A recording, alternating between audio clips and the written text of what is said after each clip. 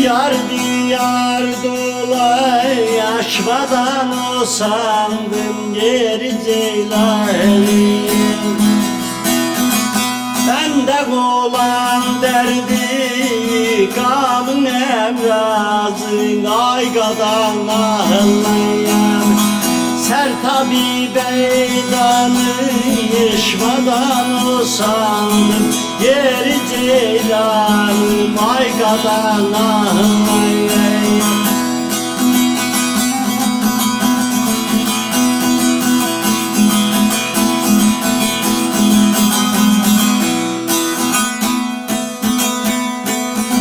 Bizim yere yağış yağar kar olmaz aygadan ağlayan Ayvan oğlu turuyuncun anlar olmaz yeri Ceylan'ım. Benim dilber bu sevdadan kar olmaz aygadan ağlayan Yar uğruna çalışmadan usandım geri Ceylan'ım aygadan ağlayan.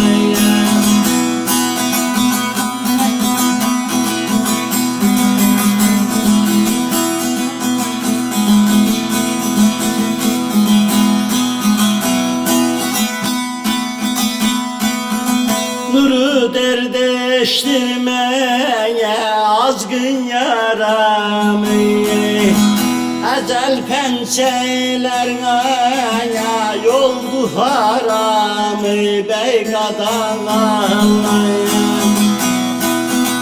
Bende olan derdi gamın icramı yer Ceylan'ın yeme Habib sardı mena aşmadan usandım geri Ceylan'ım Mevgadan ağlayan.